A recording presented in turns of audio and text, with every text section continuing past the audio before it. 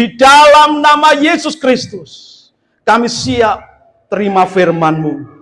Haleluya. Amin. Puji Tuhan. Haleluya. Haleluya. Puji Tuhan. Ya. Saya mengucapkan selamat merayakan Natal untuk seluruh sidang jemaat semua. Saya ucapkan selamat merayakan Natal. Ya. Walaupun kita tergolong mendahului, ya. Biasanya momen Natal kan tanggal 25 Desember. Tapi untuk merayakan, kita bebas, bisa kapan saja merayakan Natal. Amin, saudara. Puji Tuhan. Mari kita membuka Alkitab kita dari Injil Yohanes pasal 3. Injil Yohanes pasal 3 ayat 16. Kita akan membaca firman Tuhan ini bersama-sama. Ya. Ya. Injil Yohanes pasal 3 ayat 16. 1, 2, 3. Karena begitu besar kasih Allah akan dunia ini, sehingga ia telah mengaruniakan anaknya yang tunggal, supaya barang orang yang percaya kepadanya tidak binasa, melainkan beroleh hidup yang kekal. Amin, amin, amin. Ya. Karena begitu besar kasih Allah akan dunia ini, sehingga ia mengaruniakan anaknya yang tunggal. Sehingga setiap orang yang percaya tidak akan binasa, melainkan beroleh hidup yang kekal. Amin, saudara? Amin. Tema kita sore ini, kado terbesar. Apa, saudara? Ya, kado terbesar. Dalam merayakan Natal, ini tidak lepas dari kado atau hadiah. Rupanya kado ini dari bahasa Prancis aslinya katanya. Katanya, saudara. Saudara bisa tanya ke Mbah siapa itu, Mbah Google atau Mbah apa namanya, itu kado itu dari bahasa Prancis rupanya. Ya, di Indonesia kan jadi kado. Kalau bahasa logat Prancisnya saya tidak ngerti. Tapi di Indonesia kan jadi kado. Kalau kado gampang lidah saya. Jadi hadiah, pemberian, atau sering kita mendengar anugerah. Maka temanya malam ini bisa berarti anugerah terbesar, hadiah terbesar, atau kado yang terbesar. Saudara, kado apa yang saudara rindukan untuk saudara dapatkan hari-hari ini? Di dalam merayakan Natal kali ini, tentu saudara ada sesuatu yang dirindukan. Dan itu sangat saudara perlukan dalam kehidupan saudara. Mungkin yang mengalami sakit perlu untuk dijamah, disembuhkan. Mungkin yang hari-hari ini pekerjaannya lagi begini, saudara mungkin merasa perlu untuk mendapatkan pekerjaan atau pekerjaan saudara distabilkan. Atau bahkan mendapat peningkatan. Demikian juga dengan usaha. Apapun. Setiap kita di sini ada berapa kursi? 110 kursi. Masing-masing tentu ada kebutuhan yang berbeda-beda. Keperluan yang berbeda-beda. Betul, saudara? Dan setiap kita ada satu yang dirindukan. Atau dua yang dirindukan. Dan firman Tuhan hari ini memberikan tema kado atau hadiah terbesar. Saya percaya kehadiran saudara sekalian, bapak-bapak, ibu-ibu semua di tempat ini bukan kebetulan. Karena hari-hari ini, karena saat ini Tuhan sedang mempersiapkan kado terbaik bagi saudara. Amin. Dan sebelum melanjutkan firman Tuhan ini, saya juga ingin memberikan kado untuk semua yang hadir di tempat ini. Mau saudara? Mau kado dari Pak Slamet? Nah, ya, kadonya saudara bisa terima saat ini juga sebelum masuk khotbah. Kado kita. Saudara, tadi saya memperhatikan ketika pujian diperdengarkan dan semua ikut memuji Tuhan. Saya memperhatikan ekspresi masing-masing. Saya memberikan kado berupa trik untuk terapi sendiri. Jika bapak-bapak, ibu-ibu hari-hari ini punya keluhan di tumit, nah, ini kado dari Pak Slamet ya. Kado dari Tuhan nanti lain lagi. Sambil memuji Tuhan, saudara bisa menikmati satu terapi yang sangat jitu. Kalau tumit bapak-bapak, ibu-ibu hari-hari ini mengalami nyeri atau sakit. Ya, saudara sambil memuji Tuhan atau sambil mendengarkan khotbah ini, saudara bisa begini. Kalau tumit nyeri tidak boleh dipijit. Jadi saya juga tidak promosi, ya. Tidak boleh dipijit. Ini tukang pijit tidak perlu. Kalau tumit sakit, perlu terapi begini saja. Supaya apa? Otot kita itu ditarik-tarik, dikendori, ditarik-tarik, dikendori. Jadi saudara sambil mendengarkan khotbah, sambil bisa terapi sendiri. Saya mendoakan nanti pulang sembuh yang punya nyeri sakit. Yang kedua, bapak-bapak yang suka pusing-pusing, pusing ke kanan, pusing ke kiri, ada di sini? Mungkin migrain, tengah, samping, belakang, atau mana, atau pusing-pusing di kantongnya? Oh bukan, ini bukan pusing di kantong ya, di kepala.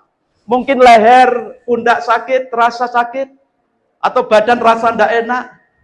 Ada terapinya saudara. Ini saya beberkan rahasia ini, ya. Saya beberkan rahasia ini, ya. Biar pijatnya Pak Slamet tidak laku, tidak apa-apa. Saudara semua tahu semua rahasia ini. Ya. Gimana caranya ini? Ya. Saudara punya 5 jari kan? Dalam memuji Tuhan, itu sebenarnya terapi yang dari Tuhan. Kalau saudara mau, terapkan. Ketika puji-pujian tadi bersukacita, saudara bisa tepuk tangan. Bisa begini. Ini bisa melancarkan darah saudara. Jadi kalau memuji Tuhan sukacita, jangan tanggung-tanggung tepuk tangannya. Ayo tepuk tangan bagi Tuhan. Luar biasa. Nanti tangan pundak yang kesemutan sembuh. Amin. Ya. Ya. Puji Tuhan. Setelah begini, boleh begini sambil tepuk tangan tidak masalah. Yang penting sukacita memuji Tuhan, kuasa Tuhan mengalir. Amin. Nah, sekarang masuk ke terapi selanjutnya, tetap di 10 jari kiri kanan kita. Saudara bisa begini.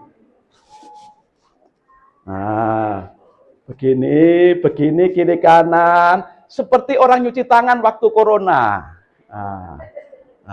Saudara begini juga. Nah, jadi ini terapi untuk pusing-pusing, pusing kiri, pusing kanan, migrain atau pundak ngilu, sakit seluruh badan, rasa tidak enak, atau tidak ada keseimbangan, rasanya pusing terus.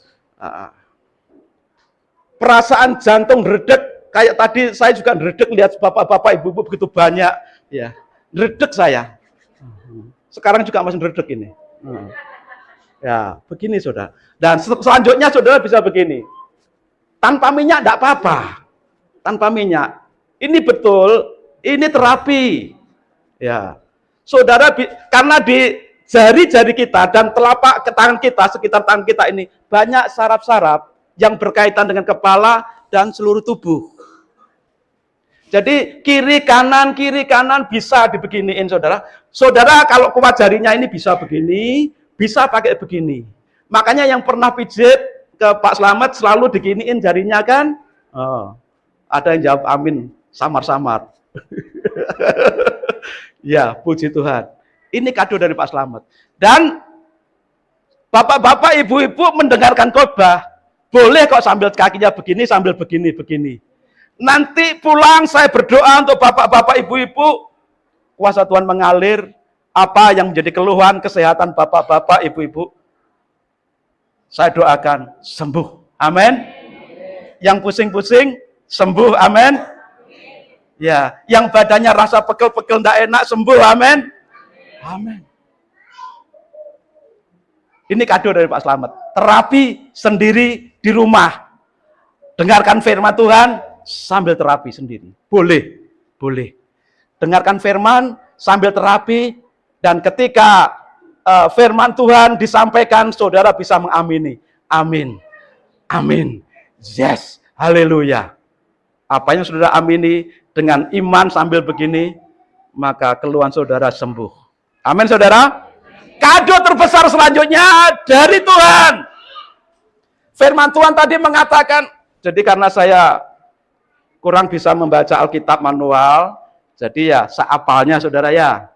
Karena begitu besar kasih Allah akan dunia ini, sehingga ia mengaruniakan anaknya yang tunggal, supaya setiap orang yang percaya tidak binasa.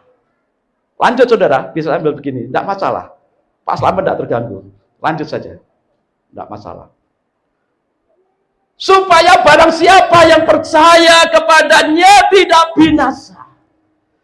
Kado terbesar, hadiah terbesar. Ini menarik sekali, saudara. Kado terbesar ini harus dimulai dari pemberi kado.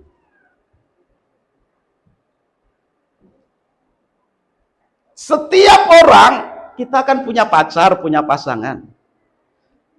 Misalkan saudara dikasih kado coklat, yang ngasih tetangga, satunya yang ngasih pacar. Nilainya sama-sama coklatnya, harganya sama, labelnya masih ada. Yang memberikan kepada saudara itu berbeda, yang satu tetangganya, yang satu pacarnya. Kira-kira di hati saudara, mana yang terbesar dari dua kado itu? Mana yang saudara pandang paling wah? Walaupun nilai fisiknya sama, nominalnya sama, jumlahnya sama, tetapi pemberinya berbeda. Satu yang memberi pacar, satunya memberi tetangga. Walaupun sama, saya yakin yang dari pacar itu lebih begini, lebih melekat di hati. Betul, saudara? Apalagi yang memberikan hadiah itu, misalkan Pak Presiden tiba-tiba, ya kalau dulu kan Pak Jokowi suka sini bisa jawab pertanyaan, kasih sepeda. Sepeda yang membelikan mungkin atasan kita, bos kita.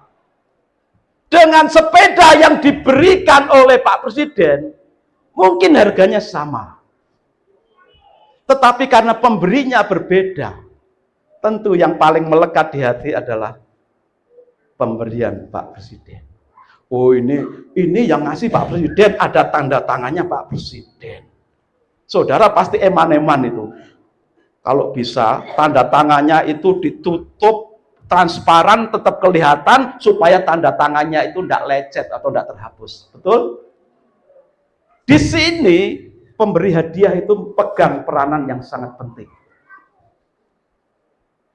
Kado terbesar yang diberikan kepada kita umat manusia hari ini, yang memberikan adalah Allah sendiri, yang memberikan adalah Tuhan sendiri.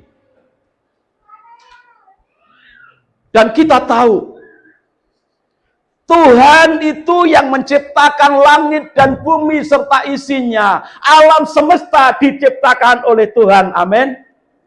Apakah ada yang lebih besar dari Tuhan? Tidak ada. Bahkan alam semesta yang begitu luas,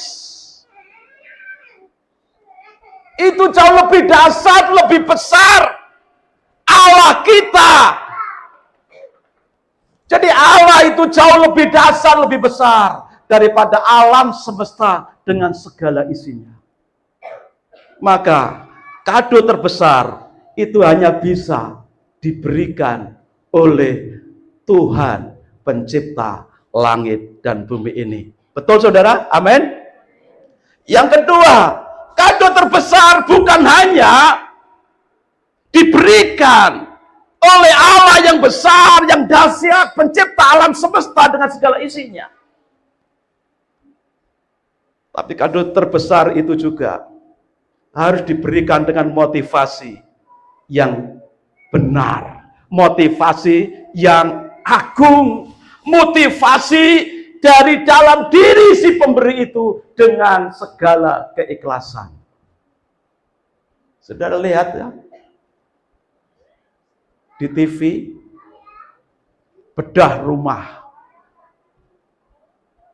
Iklannya begitu panjang yang mensponsorinya. Difoto, disuting, lalu ditampilkan. Ini Pak A dari rumahnya gedek, mau roboh. Semua disuting sebelum dibedah rumahnya. Kehidupan sehari-hari Bapak A ini ya hanya jadi ya pekerja kasar, penghasilannya pas-pasan, berangkat pagi-pagi, pulangnya petang-petang. Begitu nyampe rumah hasilnya tetap pas-pasan, bahkan cenderung kurang. Maka untuk memperbaiki rumah tidak bisa. Maka muncullah pahlawan bedah rumah. Disuting semuanya dalam waktu yang singkat-singkatnya. Rumah itu jadi rumah yang megah. Semua disuting, disorot.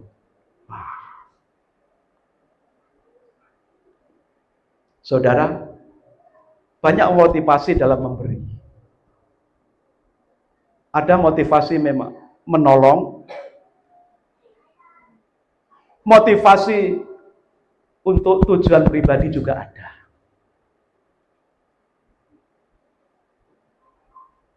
Ketika ada orang yang dalam kesusahan, ditolong. Tapi motivasinya supaya dipuji. Ada nggak yang seperti itu? Menolong orang lain, motivasinya supaya viral.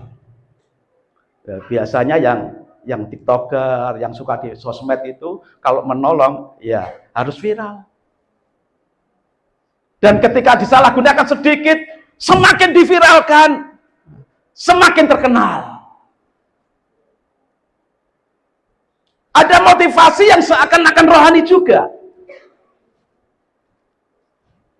Menolong orang lain supaya dapat pahala lalu masuk surga. Ada nggak yang seperti itu?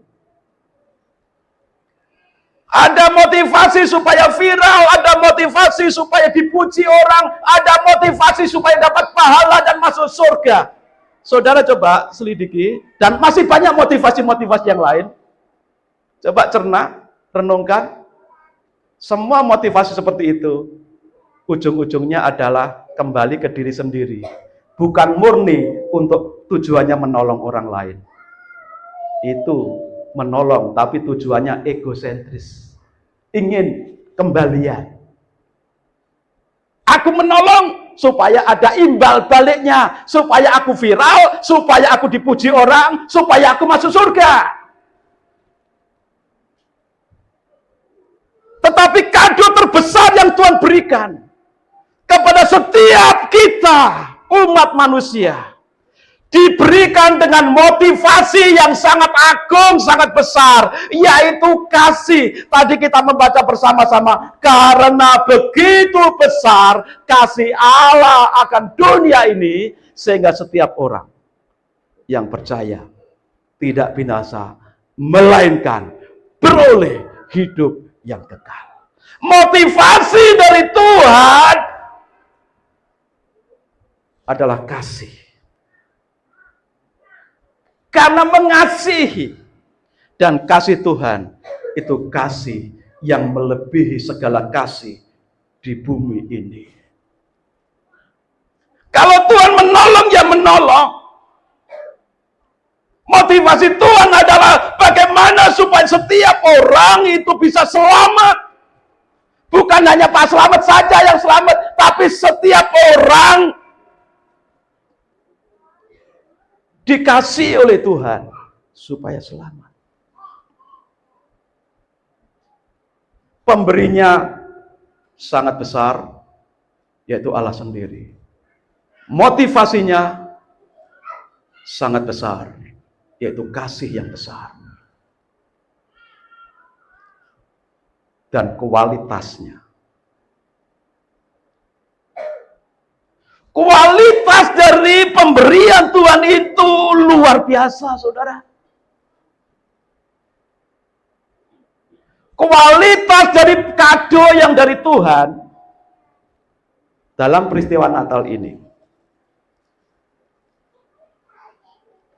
sangat besar.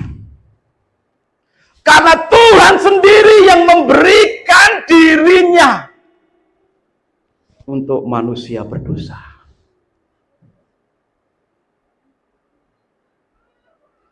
Tuhan memberikan dirinya. Dengan cara bagaimana Tuhan memberikan dirinya? Karena begitu besar kasih Allah akan dunia ini, sehingga ia mengaruniakan anaknya yang tunggal. Memberikan anaknya yang tunggal. Loh, Tuhan kok beranak?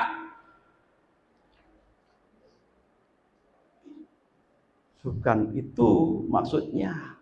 Bukan anak secara biologis. Mari kita membaca firman Tuhan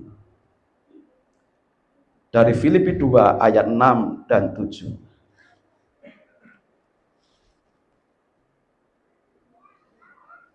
Saudara, jarinya tetap dipijit-pijit ya, digesek-gesek ya, sambil mendengarkan firman Tuhan ini. Imani dan amini. Filipi 2 ayat 6 dan 7. Yang walaupun dalam rupa Allah, tidak menganggap kesetaraan dengan Allah itu sebagai milik yang harus dipertahankan. Melainkan telah mengosongkan dirinya sendiri dan mengambil rupa seorang hamba dan menjadi sama dengan manusia. Allah, Tuhan pencipta alam semesta ini, kalau dalam wujud aslinya itu penuh kemuliaan, tidak terjangkau oleh pandangan manusia, karena kemuliaan Allah itu tidak bisa dilihat, dipandang dengan mata jasmani kita, karena kita itu pendosa. Allah itu Maha Kudus.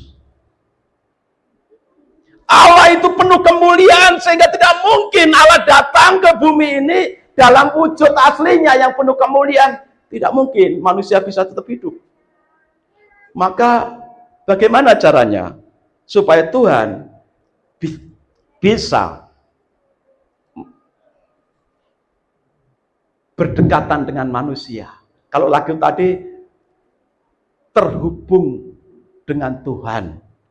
Nah, di sini yang memulai bukan manusia ingin terhubung dengan Tuhan.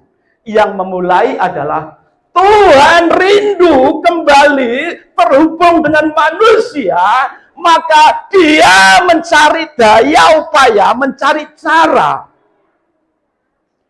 Tuhan tidak datang ke bumi kepada manusia tidak dengan kemuliaannya, sehingga ketika Tuhan datang dengan kemuliaannya tidak ada satupun manusia yang bisa hidup. Maka Tuhan mempunyai cara datang ke dunia ini, mengambil rupa seorang hamba, menjadi sama dengan manusia. Dan itu terjadi dalam peristiwa Natal. Maka kualitas kasih, kualitas kado yang dari Tuhan itu sangat besar. Karena apa? Karena Allah sendiri yang turun ke bumi ini untuk menyelamatkan manusia. Memang Tuhan punya banyak malaikat untuk bisa diutus. Tuhan punya banyak orang untuk bisa diutus. Nabi-nabi, orang-orang suci, iya. Tapi mereka semua tidak bisa menyelamatkan manusia loh. Malaikat tidak bisa menyelamatkan manusia. Nabi-nabi besar, nabi-nabi kecil, atau orang suci manapun tidak bisa menyelamatkan manusia. Mereka diutus Tuhan hanya untuk mengingatkan. Yang bisa, yang sanggup menyelamatkan manusia hanya Allah sendiri. Maka dalam hal ini Allah menyelamatkan manusia tidak dengan utusan, tidak dengan mengutus malaikat, tidak dengan mengutus seorang nabi, tapi Dia sendiri yang harus turun ke dunia untuk menyelamatkan manusia. Dan itu terjadi dalam peristiwa Natal yang kita rayakan malam ini. Maka berbahagialah bapak-bapak, ibu-ibu yang malam ini mendengarkan firman Tuhan ini. Saudara sekalian mendapatkan kado terbesar, yaitu Allah sendiri yang datang dari surga, yang penuh kemuliaan, mengambil rupa seorang hamba, menjadi sama dengan manusia. Siapa namanya? Yesus Kristus. Yesus Kristus. Saudara mungkin akan menjawab begini, iya Nabi Musa itu nabi terbesar.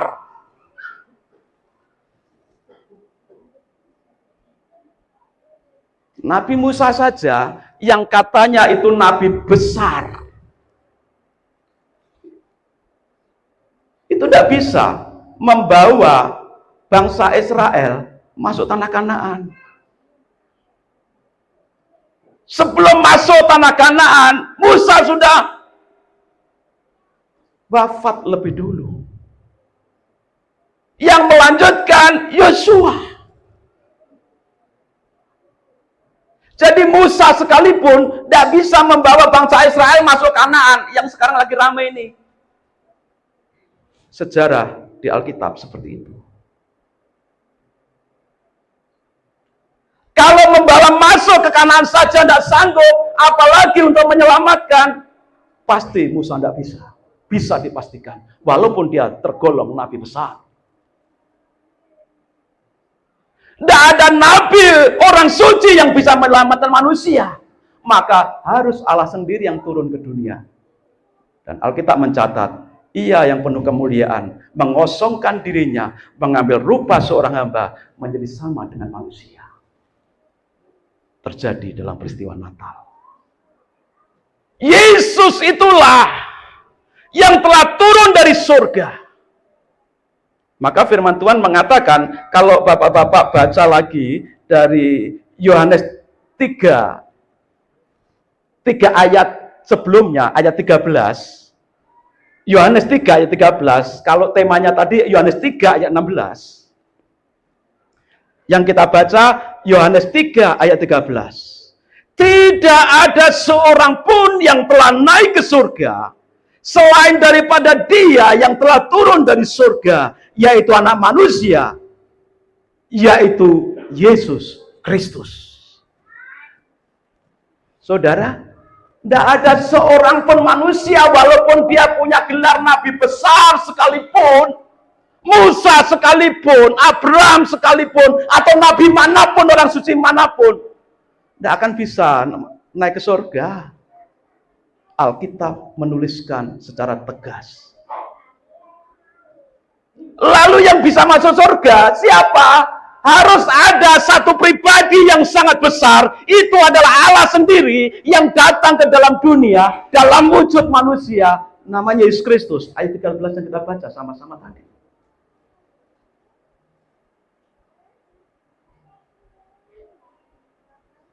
Kalau Yesus datang dari surga, maka dia bisa kembali ke surga. Asalnya dari surga, datang ke dunia, kembali ke surga, bisa. Sudah tahu jalannya. Saudara, saya mau tanya, siapa yang datang dari luar Bali? Kalau Pak Slamet dari Nganjuk, mungkin ada keluarga saya dari Nganjuk yang lihat. Ini lagi online, saudara, YouTube-nya Bethlehem. Mungkin ada yang nonton. Pak Slamet dari Nganjuk, ada yang dari Surabaya, ada dari Medan, dari mana lagi? Timor, Sumba, mana lagi? Irian, mana lagi? Mana? Malaysia?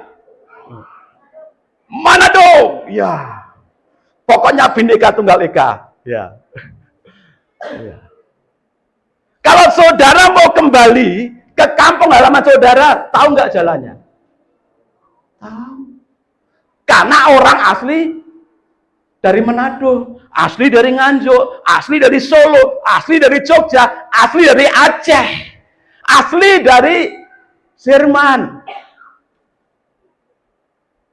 Maka untuk pulang kampung, sudah tahu jalannya, caranya, itu mudah. Manusia tidak akan pernah bisa naik ke surga karena belum tahu jalannya. Supaya tahu jalannya, harus ada pribadi yang datang dari surga turun ke dunia untuk membawa manusia ke surga. Ya itulah dalam peristiwa Natal namanya Yesus Kristus. Saya baca sekali lagi ayat 13. Tidak ada seorang pun yang telah naik ke surga selain daripada Dia yang telah turun dari surga, yaitu anak manusia yang bernama Yesus Kristus. Amin, saudara. Haleluya. Ini kado yang sangat besar. Kado yang luar biasa besarnya. Karena Allah sendiri memberikan dirinya. Menjemput saudara sekalian kita semua. Untuk supaya tahu jalan ke surga. Supaya tahu jalan ke surga. Maka patutlah kita bersukacita dalam Natal. Oh ya, 2 hari yang lalu saya lagi nerapi orang, pijat orang. Dia tahu kalau saya Kristen, taunya Kristen. Dia tanya, Pak ini sudah dekat Natalan ya? Ya.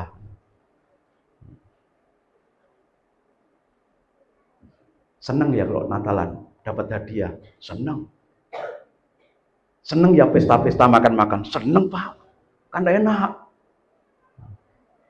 Lalu dia tanya begini, loh Natal itu kan merayakan Dewa Matahari.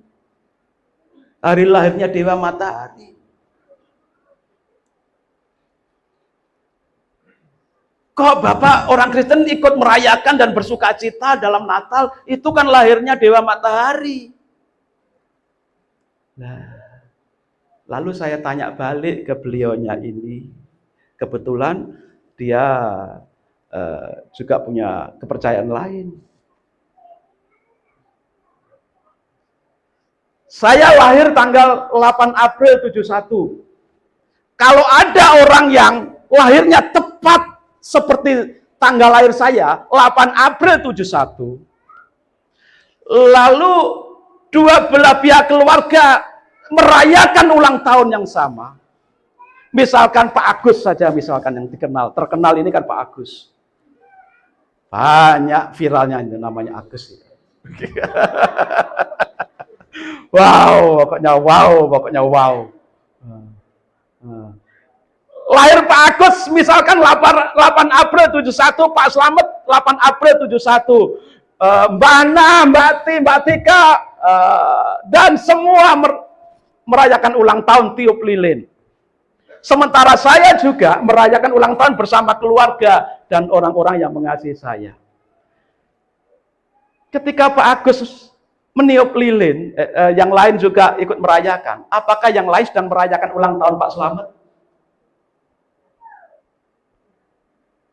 Mbah Na sekeluarga, Mbak Ti sekeluarga, apakah sedang merayakan ulang tahunnya Pak Slamet? Enggak. Yang dirayakan ya ulang tahunnya Pak Agus. Ibu Putu sekeluarga dan anak-anak juga ketika hari yang sama, jam yang sama juga merayakan ulang tahun. Saya tiup lilin, mereka bersuka cita, ya bagi-bagi hadiah dan sebagainya, bagi-bagi kue ulang tahun. Ya Ibu Putu dan anak-anaknya dan kami sekeluarga juga sedang merayakan ulang tahunnya Pak Slamet, bukan ulang tahunnya Pak Agus. Walaupun tanggalnya sama, bulannya sama, tahunnya sama, jamnya sama. Mengerti ya? Kalaupun toh benar Dewa Matahari lahirnya 25 Desember, itu tidak ada kaitannya dengan kita. Kita sedang merayakan hari datangnya Allah yang maha penuh kemuliaan datang ke dunia dalam wujud manusia yang bernama Yesus dalam peristiwa Natal. Itu yang kita rayakan. Natal kita tidak merayakan Dewa Matahari, tapi Natal kita sedang merayakan Yesus Kristus yang adalah perwujudan dari Allah yang tidak kelihatan. Amin, saudara. Jadi tidak usah minder kalau ditanya orang seperti itu. Kembali lagi ke kado yang terbesar. Kado terbesar itu karena Allah sendiri yang datang ke dunia dalam wujud manusia supaya saudara dan saya tahu jalan ke surga. Dan itu sifatnya lebih asli. Lebih asli. Dan Tuhan Yesus berkata, akulah jalan dan kebenaran dan hidup. Tidak ada seorang pun yang datang kepada Bapa. Tidak ada seorang pun yang bisa masuk surga kalau tidak melalui aku. Yesus itu jalan. Jalan yang benar. Untuk kita semua yang percaya mengalami surga. Amin, saudara. Amin. Itu. Jadi kita layak bersukacita. Kita patut bersukacita dalam peristiwa Natal ini. Ya, jangan sungkan-sungkan sambil begini boleh, saudara. Nah, lanjutkan sambil begini ya. Nah, saya tetap berdoa dalam hati, saudara yang mengalami ya apapun keluhan, pulang bukan hanya mendapatkan kado terbesar dari Tuhan, tapi juga kesembuhan. Amin. Karena kado itu adalah kado terbesar.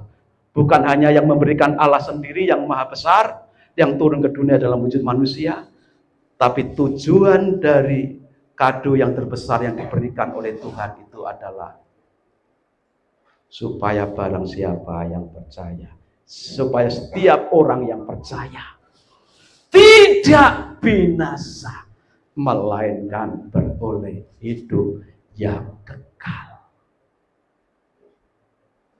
Saudara, kebutuhan manusia sering dipilah-pilah. Kebutuhan primer, sekunder, dan tersier dan selanjutnya. Berdasarkan intensitasnya, pemakaiannya. Lalu secara kejiwaan, kebutuhan manusia itu ada beberapa. Satunya butuh keamanan, butuh memiliki sesuatu, butuh dikasihi, dan sebagainya. Tapi semuanya sifatnya hanya untuk di bumi ini. Kebutuhan primer, sekunder, tersier itu hanya kita butuhkan di bumi ini, saudara. Kebutuhan secara kejiwaan kita, rasa aman, rasa disayangi, rasa memiliki dan sebagainya, itu kita butuhkan selama di bumi ini. Tapi Tuhan memberikan kebutuhan yang paling besar yang seringkali diabaikan oleh manusia. Dan kebutuhan terbesar itu adalah keselamatan. Kebutuhan terbesar manusia adalah hidup yang kekal. Itu kebutuhan manusia yang paling utama. Jadi kebutuhan manusia yang paling utama dan terbesar itulah yang Tuhan berikan kepada bapak-bapak, ibu-ibu kita semua. Maka Tuhan yang besar jauh-jauh datang dari surga, mengambil rupa seorang hamba menjadi manusia sama dengan kita. Percuma kalau datangnya itu cuma membawa kado yang kecil-kecilan, percuma. Sudah datangnya jauh-jauh, yang dibawa itu permata dari surga. Tujuannya apa? Supaya setiap orang yang percaya tidak binasa, melainkan beroleh hidup yang kekal. Amin. Lah, iki saya pernah diprotes lagi. Lah, hidup yang kekal kan nanti di surga. Sekarang realitasnya kan kita butuh hidup di bumi ini. Betul nggak? Masa orang hidup hanya mikir surga, terus nanti di surga nanti pakai baju putih atas kepala bermahkota emas. Haleluya, puji Tuhan, senang selamanya. Nah itu nanti. Hidup kekal kan nanti, Pak Slamet. Tetapi di bumi ini, bagaimana kita makan, bagaimana hidup kita tercukupi, kan butuh ya. Iya, sudah dikode. Kita butuh itu semua.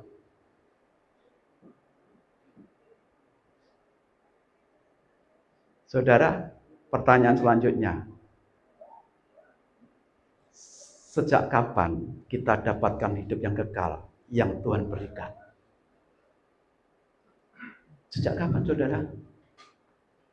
Sejak kita percaya Yesus Kristus sebagai Tuhan dan Juru Selamat. Amin. Kalau hari ini kita percaya Yesus, saat itu juga kita sudah terdata memiliki hidup yang kekal. Kalau kita sudah terdata memiliki kehidupan kekal sebagai warga kerajaan surga. Loh, ayatnya di mana? Kita sudah terdata dalam sebagai warga kerajaan surga. Filipi 3 ayat 20 ya. Tulisan Alkitab saya kecil-kecil sehingga maaf. Filipi 3 ayat 20. Karena kewargaan kita adalah di dalam surga, dan dari situ juga kita menantikan Tuhan Yesus Kristus sebagai Juru Selamat. Sejak kita percaya, nama bapak-bapak, ibu-ibu kita semua yang percaya Yesus sudah dicatat sebagai warga kerajaan surga. Amin. Kalau bapak-bapak, ibu-ibu namanya sudah tercatat sebagai warga kerajaan surga, saudara, rakyatnya, warganya Tuhan, maka percayalah Tuhan akan pelihara saudara sekalian dalam kesehatan, dalam pekerjaan, dalam usaha, dalam rumah tangga. Saudara dipelihara oleh Tuhan karena saudara warga kerajaan surga. Sejak kapan? Sejak percaya Yesus. Ketika saudara percaya hari ini kepada Yesus, malam ini percaya Yesus, saudara tercatat sebagai warga kerajaan surga, maka saudara sudah didata oleh Tuhan. Kebutuhan saudara untuk dipelihara oleh Tuhan. Dan itu yang Tuhan juga akan buka jalan. Untuk kebutuhan primer, sekunder, tersier, Tuhan akan buka jalan. Sebagai bagian dari hidup yang kekal, saudara dipelihara oleh Tuhan. Amin, saudara. Amin. Tahun 2024. Tinggal berapa hari lagi, saudara? 2024 tinggal berapa hari, saudara? Sekarang hari ini tanggal berapa? 15. Berarti 15 hari lagi. Berapa? 16 hari lagi. Ya, 31 ya terakhir ya. 16 hari lagi. Pertanyaannya, selama tahun 2024 ini, bapak-bapak, saudara sekalian, ibu-ibu semuanya, apa yang sudah terhilang dari saudara sekalian, dari hidup saudara? Mungkin bapak-bapak, ibu-ibu ada kehilangan selama 2024 ini. Ya.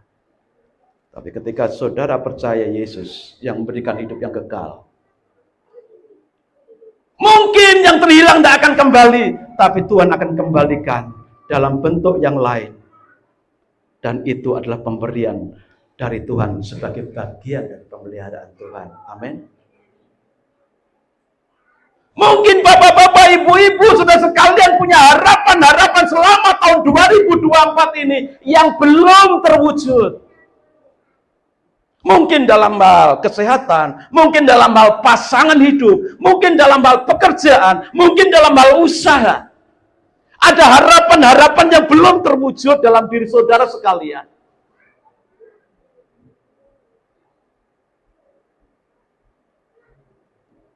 Kiranya itu, ketika saudara percaya Yesus, Tuhan akan mewujudkan segala harapan yang belum terwujud selama ini dalam kehidupan bapak-bapak, ibu, saudara sekalian. Amin. Amin. Ayo kita berdiri. Saya mohon untuk tim musik untuk maju ke depan. Haleluya.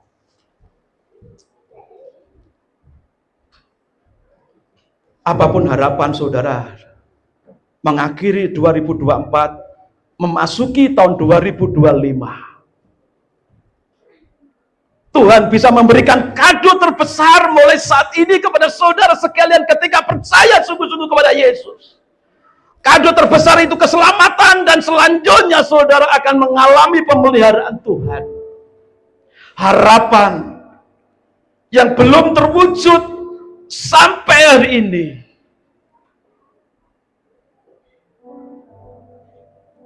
Tuhan bisa wujudkan dalam beberapa waktu ke depan.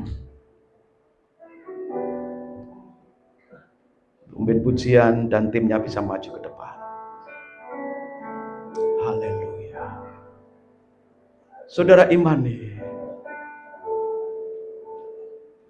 saudara katakan dalam hati, Tuhan, aku mau kado terbesar dalam hidupku, hidup kekal dan pemeliharaanku selama aku hidup di bumi ini. Haleluya. Kita nyanyikan bersama-sama refnya, besar anugerah-Mu ya Tuhan.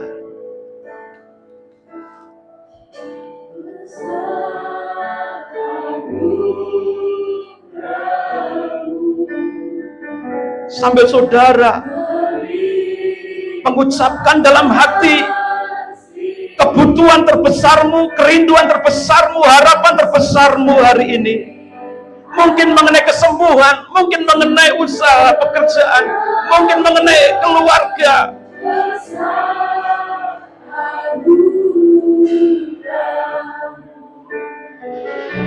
Anugerah Tuhan sangat besar. Haleluya.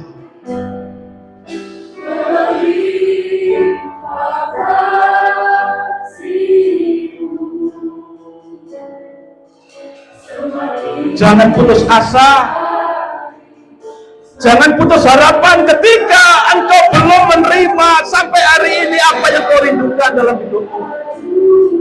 Karena Tuhan sanggup melimpahkan segala hal yang terbaik dari surganya.